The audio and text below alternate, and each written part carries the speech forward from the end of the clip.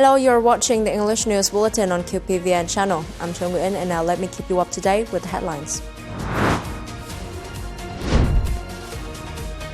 Party General Secretary To Lâm attends Vietnam Republic of Korea Economic Forum.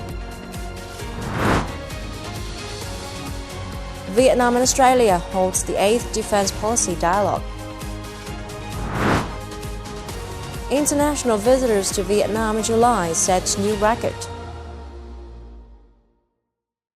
As part of his state visit to the Republic of Korea on the morning of August 12th local time in Seoul, the Ministry of Finance of Vietnam, the Republic of Korea Ministry of Trade, Industry and Energy, the Korea Chamber of Commerce and Industry, and the Vietnamese Embassy in the Republic of Korea co-hosted the Vietnam Republic of Korea Economic Forum under the theme Cooperation in Developing Production Chains in the New Era. The event was attended by Party General Secretary To Lâm, Republic of Korea Prime Minister Kim Min-seok, and senior leaders of both countries.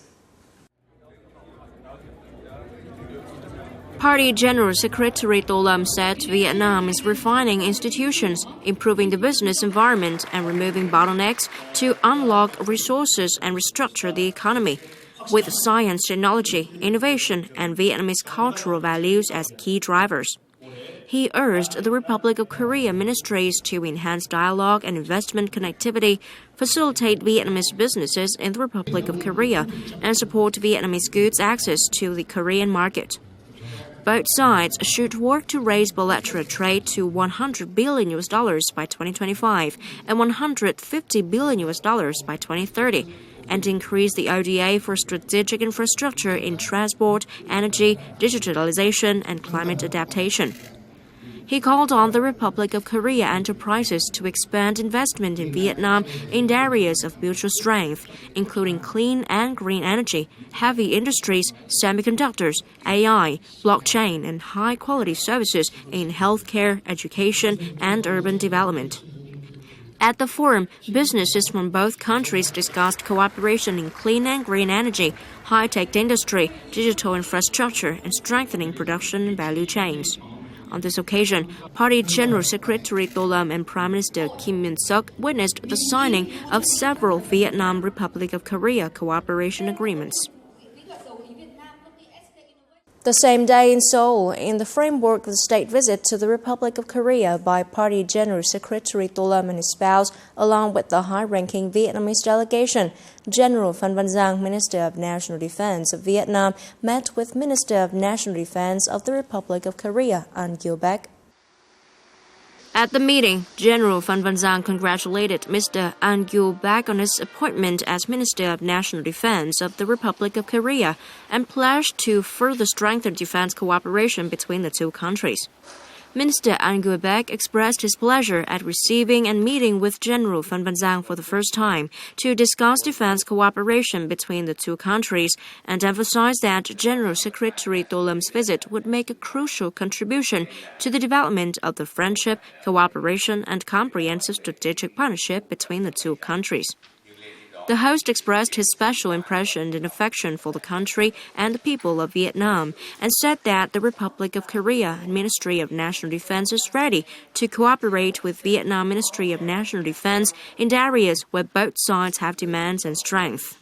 The two leaders agreed that bilateral defense cooperation has been fostered by the two countries. In addition, the two sides have maintained delegation exchanges at all levels, especially high-level ones, and annual cooperation mechanisms, promoted cooperation in defense industry, education and training, and UN peacekeeping operations, and coordinated at multilateral forums. They concurred to continue to maintain and promote the above-mentioned cooperation contents while paying attention to and creating conditions for implementing cooperation between research institutions of the two militaries and in the field of cybersecurity and military medicine.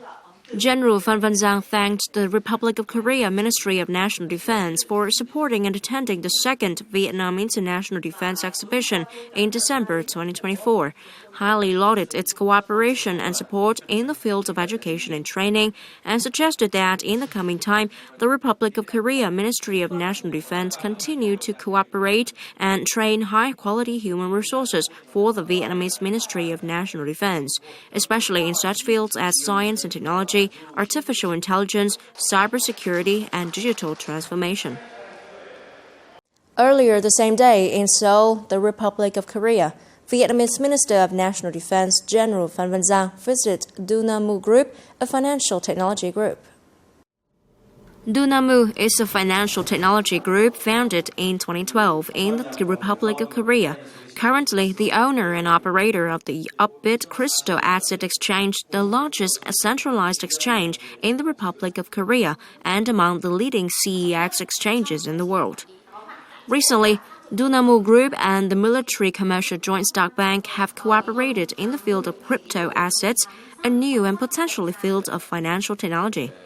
General Phan Van Giang wished that the group would continue to closely coordinate with MB in the field of financial technology in line with the orientation of the party and government of Vietnam, while ensuring safety, control, and sustainable development requirements. He also asked the group to support Vietnam in improving its capacity to ensure security and safety in the digital space through consulting, sharing experience, and transferring technology, organizing training programs, transferring knowledge, and developing digital technology human resources. The same day in Hanoi, Senior Lieutenant General Hong Sun-chien, Deputy Minister of National Defense, and Mr. Hugh Jeffrey, Deputy Secretary of the Australian Defense Department, co-chaired the 8th Vietnam-Australia Defense Policy Dialogue. At the dialogue, the two sides discussed the world and regional situation and issues of mutual concern. Senior Lieutenant General Hong Sun-chien reiterated Vietnam's foreign policy of independence, self-reliance, peace, cooperation and development, multilateralization and diversification. Vietnam is ready to cooperate with all countries and international organizations for peace, cooperation, and development and persist in the Four No's defense policy. It advocates resolving all disputes on the East Sea, also known as South China Sea issue, by peaceful means on the basis of international law, including the 1982 UN clause. For his part, Mr. Hugh Jeffrey said that Australia and Vietnam share many common points on regional and world issues. He emphasized that Vietnam is an important partner of Australia, in which defense cooperation is the main pillar, while hoping that both sides would promote research to expand to other cooperation areas.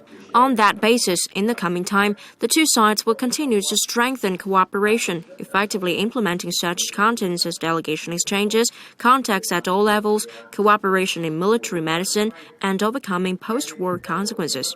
Senior Lieutenant General Hong Sun-chien hoped that the Australian Department of Defense would increase the number of bachelor's and master's scholarships in a number of majors that Vietnam has demanded and welcomes Australia to continue sending soldiers to study Vietnamese at the Military Science Academy and at the National Defense Academy. Concluding the dialogue, the two heads of delegations signed the minutes of the 8th Vietnam-Australia Defense Policy Dialogue. The same day at the Vietnam Department of Peacekeeping Operations, a handover ceremony was held for peacekeeping equipment and consumables sponsored by the Australian Department of Defense. The event was co-chaired by Senior Lieutenant General Hong Sun-chien, Deputy Minister of National Defense of Vietnam, head of the Integrity Working Group on Vietnam's participation in UN peacekeeping operations, and Deputy Secretary of Defense of Australia, Hugh Jeffrey. The aid package, worth $240,000, includes 2 automobiles, 1 wheeled bulldozer, 10 shoulder carry bags, and 400 personal care kits. Those pieces of equipment help enhance the quality of training, workshops, professional exchanges, and logistic technical assurance. Senior Lieutenant General Hong Sun-chien expressed gratitude to the Government and Department of Defense of Australia for this valuable support. He noted that the aid reaffirms the trust and close ties between the two defense ministries and will help strengthen the quality of training for Vietnam peacekeeping forces.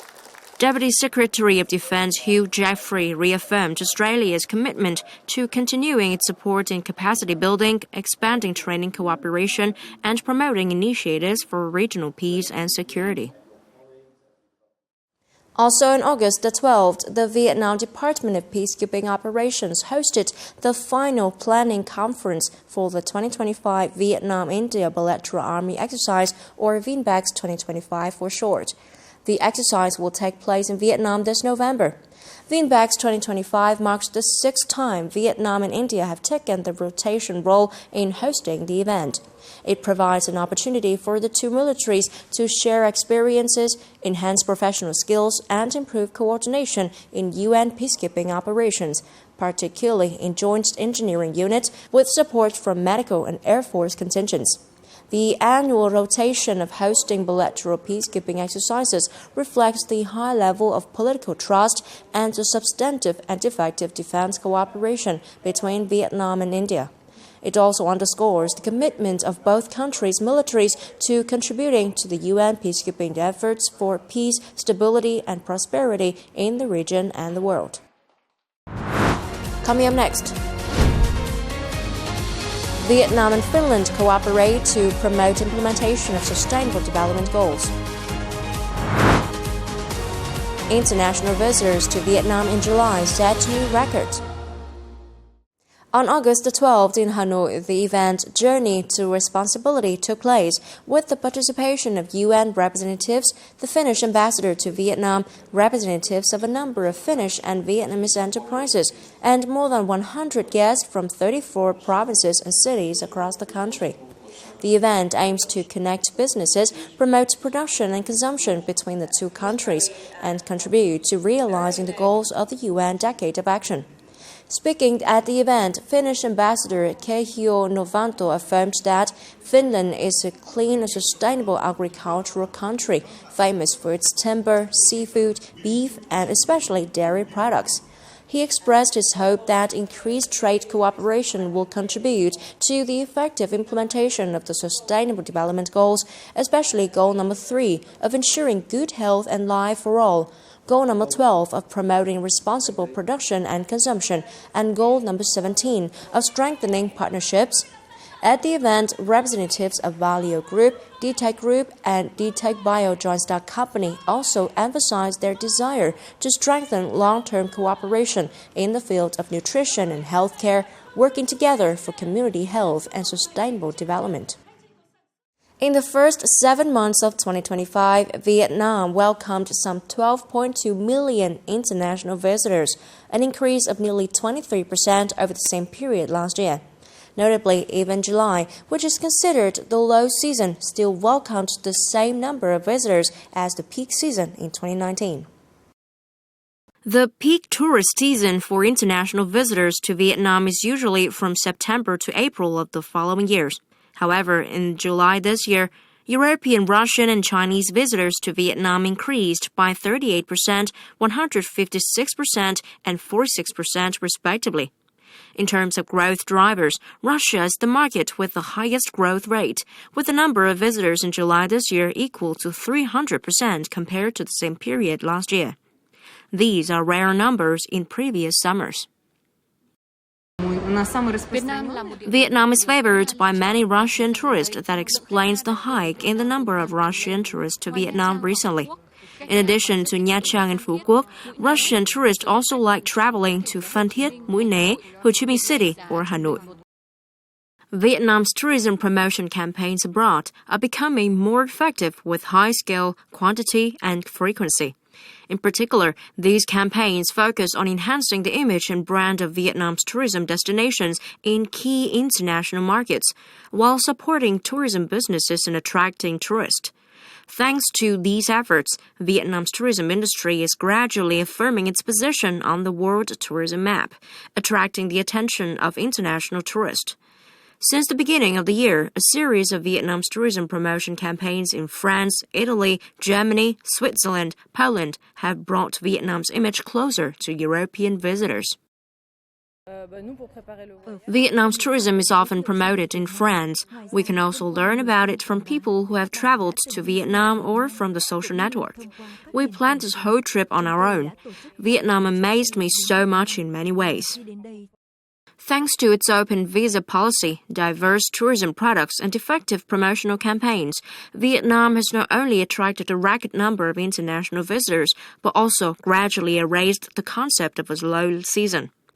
This growth momentum is the foundation for the tourism industry to move closer to the target of 25 million international visitors this year, affirming Vietnam's position on the world tourism map. And that's all for now. Remember, you can always watch news again at qpvn.vn. And thank you for watching, and hope to see you next time.